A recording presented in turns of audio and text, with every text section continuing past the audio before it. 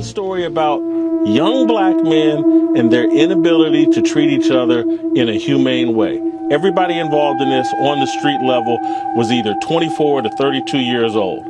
Everybody. It was a group of young black men, 5-on-1. Looked like gang violence to me. It looked like what young black men do when they're supervised by a single black woman.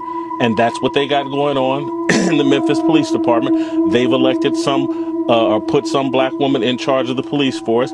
And we're getting the same kind of chaos and disunity and violence that we see in a lot of these cities that are run by single mothers. If we want to discuss the breakdown of family that leads to disrespect for authority, that causes you to resist the police and run from the police and not comply with the police because you resist authority at all time, because there was no male authority in your home, let's have that discussion. But that's not where they want to take us.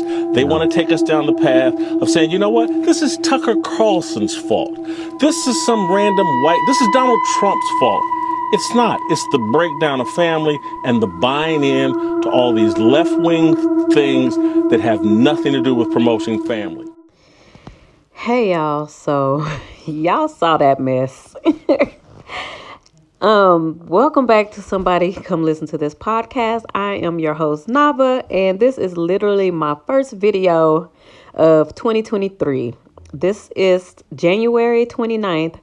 2023, and this is my first video. I honestly didn't even want to make any more videos. I haven't made a lot of speaking videos in 2022, but I was already tired of talking about black men in 2022.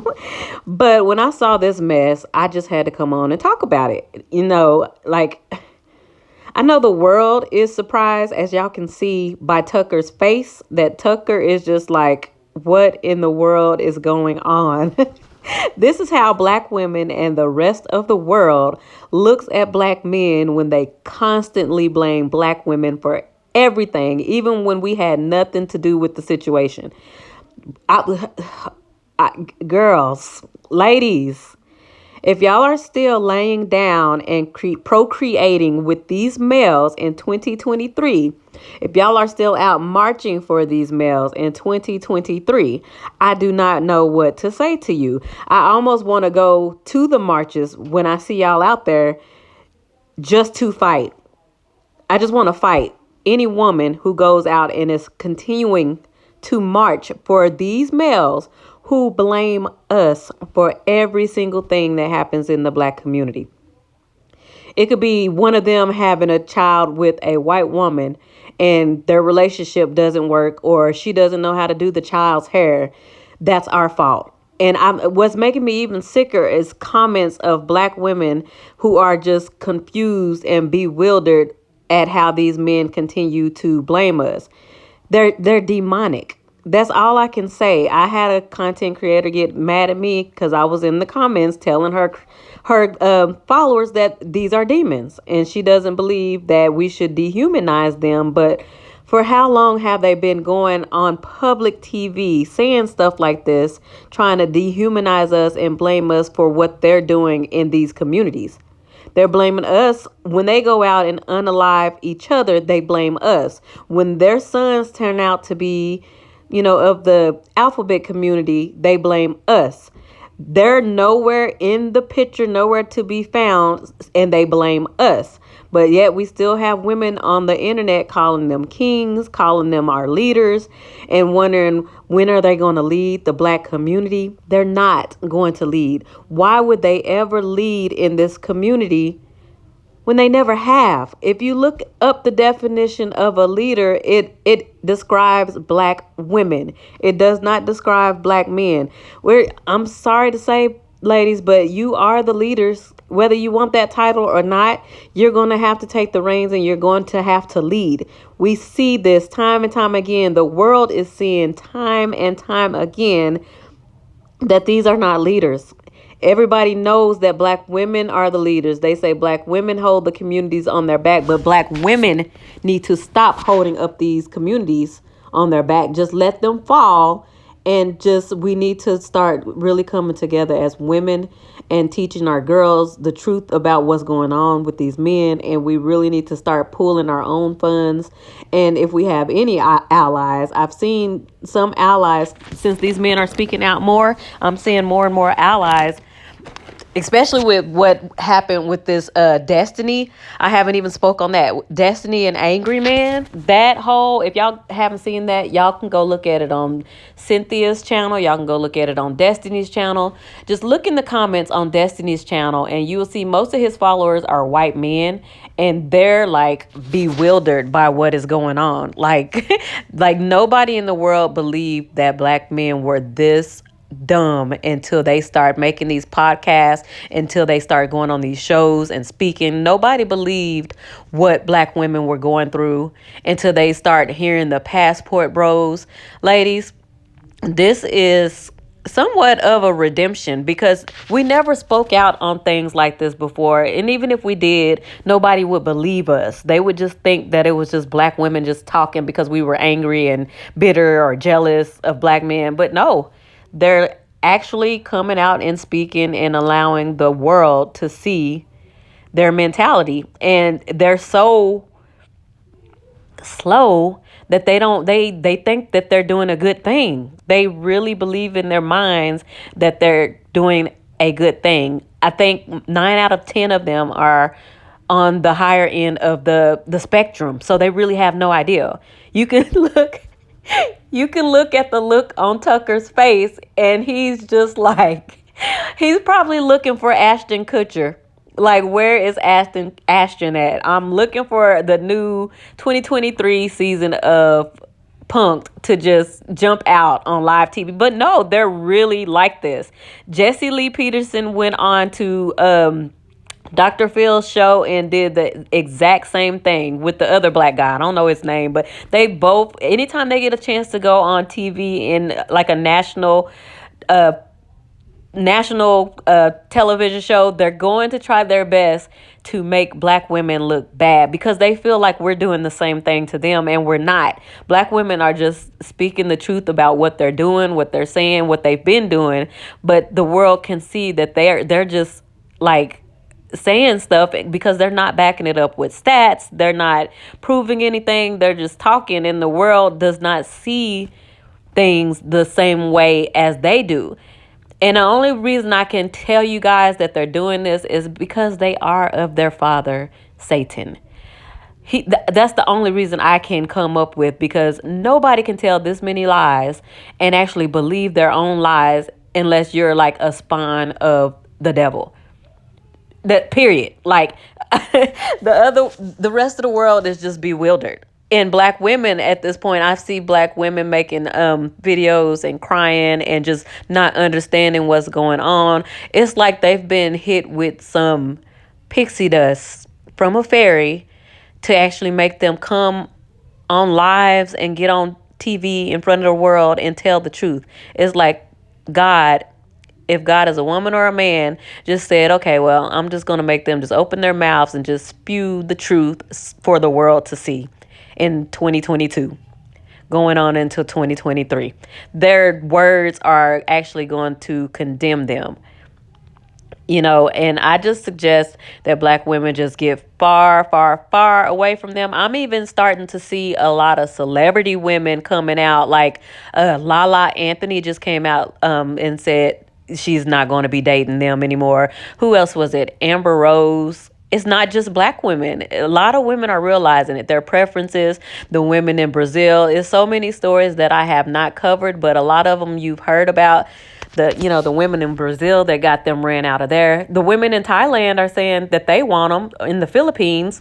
So I hope they go over there and try to get those women. At this point, black women, I hate seeing videos of women trying to warn them up to not go. It's other men trying to warn them to not go, but they just call them simps. Just let them go. Let them go. And pretty soon they're going to be banned from every country because these countries are not going to let them come over there and just do the same things that they're doing over here. You know, mistreating the women and, you know, using them and abusing them and have kids and leave that. When they do that in these countries, leave these kids abandon them, it messes up the economy like it has done here. We have so many fatherless children here, and that makes women be forced to get on welfare. And well, most black women aren't even on welfare like they think we are. The biggest recipients of welfare is I think white women at this point, just because they can. Like their men run the world and they can get welfare if they want to, but for the most part black women don't even want to be on welfare. Black women take so much pride in being smart and being taking care of ourselves and our kids. Most of us don't want to. That's not even enough for us to live on at this point. With inflation, I've seen black men online saying that they hope that the welfare system fails. Like, how selfish and evil is that? Because they think that black women are the ones that are receiving it the most. We are not receiving it the most. And the ones that are receiving it, they have kids. So they don't care if these kids end up homeless. They don't care if people that are elderly or retired or any of those people end up homeless or, handicapped. All of those people get welfare too, but they don't care. They just want to see black women suffer because they just assume that we get more stamps than anybody, and we don't. We haven't for a long time. So this video with Jason Whitlock, I really don't even know who he is. This is about the cops, the 5 black cops that unalived a black male, and he's like literally blaming black women for this.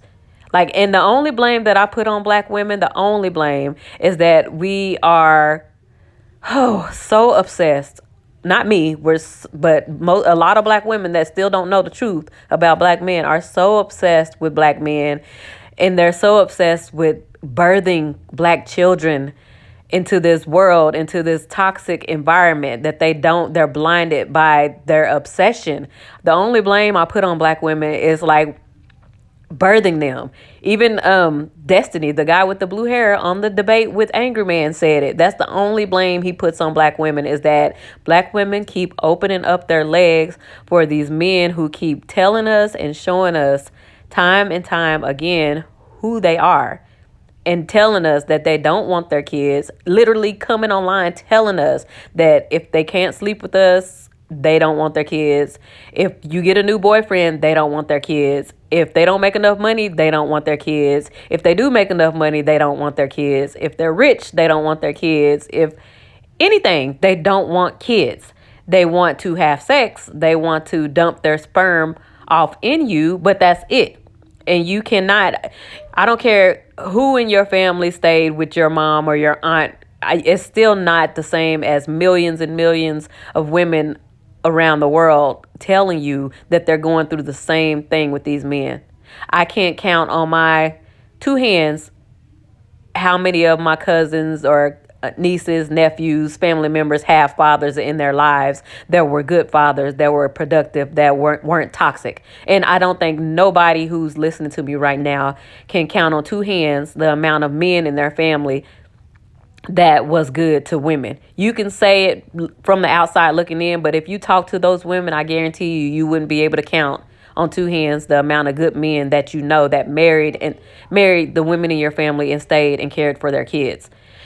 So I will never say not all. I will never believe in unicorns when it comes to these men, these males, because even though I'm married to one, listen to me, ladies, I am married to one, and I will never say not all. I will never say not all. And I hate when I see black women who are married to black men say not all, because I cannot ignore all the stories of my sisters around the world.